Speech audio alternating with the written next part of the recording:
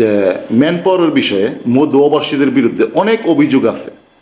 তারা অনৈতিকভাবে অনেক কয়েক গুণ টাকা তারা প্রবাসীদেরকে যারা আসতে চায় তাদের কাছ থেকে রাখে, পাশাপাশি আপনার প্রবাসীদেরকে হয়রানি করে, খারাপ ব্যবহার করে। এই বিষয়ে স্যার আপনার একটু মন্তব্য স্যার, এবং অন্য কোনো এজেন্সিকে কেন দায়িত্ব দেওয়া হচ্ছে না এই লেবাননের এই ভিসা সংক্রান্ত বিষয়? আপনারা একটি গুরুত্বপূর্ণ প্রশ্ন করেছেন। এই বিষয়ে আমাদের বক্তব্য সুস্পষ্ট। আমরা গত জুন মাসে লেবাননে যাতে করে আরও বেশি এজেন্সি কাজ করতে পারে তার জন্য আমরা বিভিন্ন এজেন্সিকে আমাদের সাথে কাজ করার জন্য অনুমোদন নেওয়ার জন্য আমরা আহ্বান জানিয়েছি। আমরা সার্কুলার জারি করেছি। আমরা সেই সার্কুলারের আলোকে যদি কোম্পানি কোনো রিক্রুটিং এজেন্সি আমাদের সাথে যোগাযোগ করে তাদের প্রয়োজনীয় শর্তাবলী, আমাদের যে প্রয়োজনীয় শর্তাবলী আছে সেগুলো যদি তারা ফুলফিল করে, আমাদের নতুন এজেন্সি আরও বেশি সংখ্যক এজেন্সি দিতে কোনো ধরনের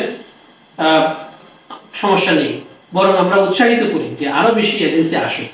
কিন্তু আমাদের অভিজ্ঞতা হলো যে আমরা এই সার্কুলার দেওয়ার পরেও আমরা সেরকম সাড়া পাচ্ছি না। অর্থাৎ এই রিক্রুটিং এজেন্সি হিসেবে কাজ করার জন্য যাদের বৈধ কাগজপত্র আছে বা অন্যান্য ডকুমেন্ট আছে তারা সেভাবে আমাদের কাছে আসতেছে না। আমরা বারবার বলছি, আমরা আবারও সেই সার্কুলারটি পুনরায় দিব যাতে করে নতুন করে আরও এজেন্সি আসে এবং আমাদের সাথে কাজ করে। তবে অবশ্যই তাদের যে প্রয়োজনীয় ডকুমেন্ট দরকার সেটা সাবমিট করতে হবে, নির্দিষ্ট নিয়ম মেনে তাদেরকে করতে হবে। এটি একটি বিষয়। আর আপনি যেই এজেন্সির ব্যাপারে কথা বললেন, অবশ্যই এই অভিযোগ যদি আমরা লিখিত আকারে কারো কাছ থেকে পাই, আপনাদের কাছ থেকে আমরা শুনলাম, অবশ্যই আমরা এটা যোগাযোগ করব।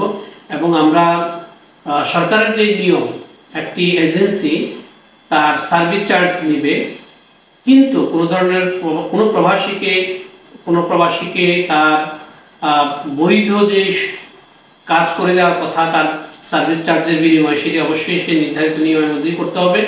যদি আমরা লিখিত কোনো অভিযোগ পাই, আমরা অবশ্যই আমাদের কর্তৃপক্ষকে অবহিত করবো এবং তাদের ব্যাপারে আইনানুগ ব্যবস্থা গ্রহণ করা হবে। সুতরাং যদি কেউ ভুক্তভোগী থাকেন, আপনারা লিখিত আকারে আমাদেরকে জানাবেন, আমরা অবশ্যই বিষয়টি দেখব। স্যার, ম্যান পাওয়ার করতে বাংলাদেশে কত টাকা খরচ হয় যদি একটু স্যার এই বিষয়টা বলতেন, কারণ অনেক প্রবাসী এই বিষয়টা জানে না। না, আপনার এখানে সার্ভিস চার্জ, ম্যান পাওয়ার বলতে আমি বলি না, আসলে সেখানে কয়েকটা চার্জ আছে। একটা হচ্ছে আপনার ট্রেনিংয়ের চার্জ, তারপর বিএমইটির কার্ড করে দেওয়ার যে বিষয়টি আছে সেই চার্জ, বা সরকারের আর কিছু ফি আছে। সব কিছু মিলিয়ে তারা সেখান থেকে যে চার্জটি নেওয়ার কথা এজেন্সির সেখানে কিন্তু বলে দেওয়া আছে, সরকারের পক্ষ থেকে নির্ধারিত হার উল্লেখ করে দেওয়া আছে।